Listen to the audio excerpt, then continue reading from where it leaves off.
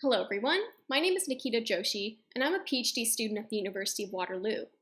This work was done in collaboration with Justin Matejka, Fraser Anderson, Toby Grossman, and George Fitzmaurice at Autodesk Research. We explore the idea of time-bounded, one-on-one help and create MicroMentor to facilitate this type of interaction. Feature-rich software like Photoshop and Fusion 360 can be quite challenging to learn. And over-the-shoulder learning, which is informal learning between colleagues in a workplace, is one of the most popular and preferred help-seeking strategies. However, it may not always be available, for example, if you're working remotely. And even when it is available, people are often reluctant to ask for help, either due to embarrassment or a fear of disturbing others. We've become accustomed to consuming small tidbits of information, like tweets. In fact, it's been shown that the restrictive nature of services like Twitter can actually encourage more use. There's less of a barrier to creating content, and it incentivizes getting to the point. According to the Ellsberg paradox, we prefer to bet on specific known odds, even if they're quite low, over ambiguous probabilities. So we tend to avoid uncertainty, and we can notice some trends with this when it involves time. For example, a to-do list that has an estimated duration can help reduce procrastination. And a written article that includes an estimated read time can help increase engagement. So we like restrictions, and we like to avoid uncertainty. Could a time limit encourage more help seeking? We feel that if an asker and a helper both know exactly how much time they're going to commit to providing or receiving help, that people will be more encouraged to ask for it and provide their assistance because there's not much of a barrier there and they know exactly what they're getting into. And to date, nothing has really explored this idea. Previous systems like Lemonade and Codon focus on providing additional context, and systems like AnswerGarden focus on ensuring that experts are answering new questions rather than repeated duplicates. CodeMentor tries to mimic over-the-shoulder learning by connecting users via video chat for help sessions where they can collaborate with one another over a shared code editor. But these sessions are paid, they're not bounded by any time limit, and it's only focused on coding. So we contribute the idea of time-bounded one-on-one help sessions and find that 3 minutes is enough time for novices to receive help from an expert user. We create MicroMentor to facilitate this type of interaction, and we found that participants were overall satisfied with these short help sessions. To better understand time-bounded help, as well as some of the limits and opportunities, we conducted a formative study with 6 Fusion 360 users. 3 of them were experts, and 3 of them were novices. The novices were given an open-ended design task in Fusion 360, and they could not use any online resources, so no blogs, no videos, nothing. So their only way to get help was by asking for an expert. And when they asked for help, we assigned them a random expert as well as a random time limit, and the helper could only help them out for that duration. We tested 3 time limits in total, 1 minute, 3 minutes, as well as a no time limit condition, which was our control. Overall, participants asked 37 questions, and many of them were successfully answered in 3 minutes or less. Participants indicated their level of stress after every session, and with 1 minute, they only reported being not at all stressed 19% of the time. With 3 minutes and no time limit, this number was much larger. Participants indicated whether they thought that the question was successfully answered or not. With no time limit, questions were considered to have been answered 92% of the time. With 3 minutes, though, this was 83% of the time. And with 1 minute, questions were only considered to have been answered 39% of the time. So these results seem to suggest that 3 minutes is kind of a sweet spot here, and this was confirmed by our discussion with the participants. They felt that 3 minutes was enough time to explain a problem, clarify, and received a focused response with very little stress. In fact, a lot of the askers actually felt that having no time limit was quite unnecessary, and some of them even felt guilty for using up more of the helper's time. Some of the helpers noted that when they only had 1 minute, they were kind of encouraged to give more quick and dirty solutions that may not actually be best practice. So with 3 minutes, there was much more time to provide a detailed response. Askers noted that there was much more pressure to ask short and focused questions, but helpers preferred this over long-winded questions. Helpers noted that in their day-to-day life, they often get asked the same questions over and over again, and some of the askers actually noted that the choice of helper may in fact be more important than the time limit. So it's unclear how a quick help system could address these two issues.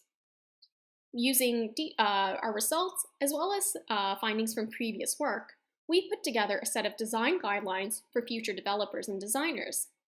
So first and foremost, this is maybe a bit obvious, but fixed time is important. We think that all help sessions should end after 3 minutes to encourage more participation, and we also think that we should encourage short questions by also introducing a time limit. We think this idea of quick help should extend beyond the actual help session, and that all major steps should be automated to help lower these transaction costs and, again, encourage a very seamless interaction with the system. To mitigate the risks of helpers answering the same questions multiple times, old help sessions should be saved for other people to view.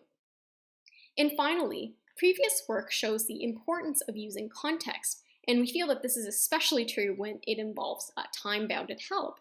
So we think that context should be automatically captured and shared for helpers to use. All of this put together led us to create MicroMentor, which I'll describe now. There's a small pink button placed at the bottom right corner of the user screen, and clicking on it will start a screen and audio recording. This will allow the user to explain their problem in plain English and show the problem itself. This recording can only last for 16 seconds.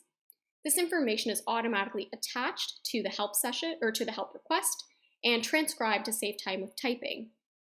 To mitigate risk of helpers being paired to questions that they're really not able to answer, MicroMentor will create a ranking of potential helpers for every incoming help request. To save some time, I'm not going to go into too much detail right now, but in short, MicroMentor will use a variety of factors when summed up to create a match score out of 100. These factors are command history, expertise, time since the last help session so that it's not the same people answering the questions over and over again, previous interactions with the helper to help try to foster a more long-term relationship, the average rating they've received, additional skills, and how relevant these additional skills are to the topic at hand. So, like I said before, these are added up together to create a match score out of 100, and MicroMentor will use this match score to create an ordinal ranking of helpers. It'll then issue notifications to helpers using this order so that people who have the highest match score, in other words, the people who are most qualified and are most able to respond, are encouraged to accept the request before everyone else. There are two main ways to accept a request. First, a notification will appear in the top right corner of the user screen. Here, they can view the topic, the application, match score, and any supplementary materials like a recording. Clicking Accept will start the help request, and clicking Remind will snooze the notification for 10 seconds, and the notification will reappear if it is still opened and no one else has claimed it. The user can also browse through all open requests under the Answer tab and search for requests that meet their skill set. Clicking on a specific request will start the help session. After a request has been accepted, the asker is given a 5-second warning before they're automatically added to a video conference call with the helper. Together, they can collaborate with one another using a share screen view. So screen sharing, video, and audio are all automatically initiated to help create a more seamless transition. A toolbar placed at the bottom shows the topic of the request, as well as some additional features like annotation and remote control capabilities. A timer shows how much time is left for the help session. After 3 minutes, the call will automatically end. MicroMentor asks users to provide a rating out of 5 stars based on their satisfaction with the helper's response. If they were unsatisfied, so they gave a rating of 3 stars or lower, MicroMentor will ask them if they would like to reopen the request, and if the user says yes, the request is opened automatically, except the previous helper will not be notified of this request because they did a poor job earlier. All of these sessions are automatically recorded and transcribed to build a set of archives that can help a broader audience. Under the Answer tab, users can browse through these archives and search for specific archives using all contextual information like the topic, application, commands, as well as the transcript itself. Clicking on a specific archive will open a detailed archive view, and here they can rewatch the video and they can view the transcript. Clicking on specific lines of the transcript will jump the video to that point in time to make finding information a bit easier. The user can send videos to themselves or their colleagues, or they can email the helper or the asker to get more information kind of beyond MicroMentor and to foster a more long-term relationship.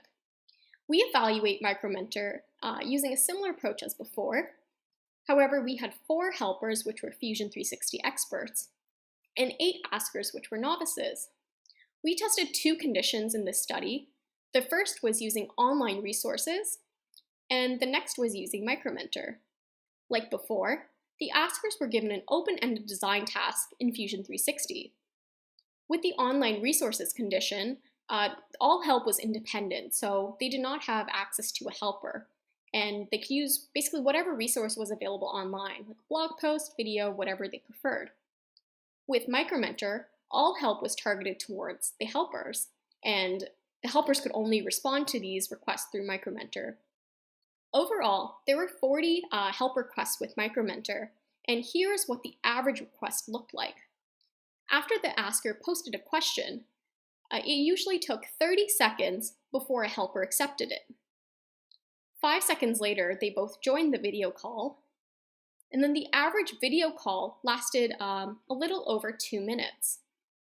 So the total, timeline of how people would use MicroMentor was a little under 3 minutes long. When looking at the star ratings that the askers and helpers provided, we can see that most people gave high star ratings, so ratings of 4 or 5, for over 2/3 of all requests.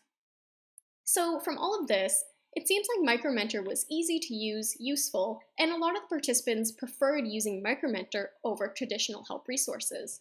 So it seems like quick help systems like MicroMentor could become valuable help-seeking tools.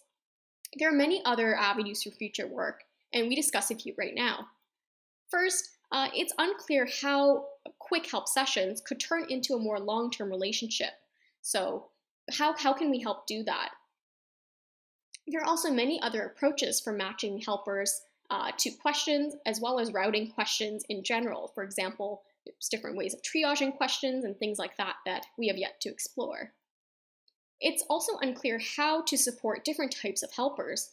In our case, we assumed that all of the experts would be helpers, but novices can also help, but it's possible that they just require a little more help, and there's maybe some tools that we could provide to help bridge that gap. One major challenge is extending this system to a greater user base and encouraging more participation.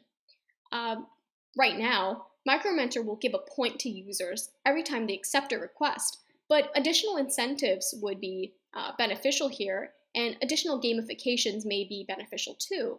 One possible example is that users can spend their points for premium help requests, which would guarantee them an expert as well as a little more time, so maybe 5 minutes instead of 3 minutes. It's also unclear how this data could be used to inform interface design.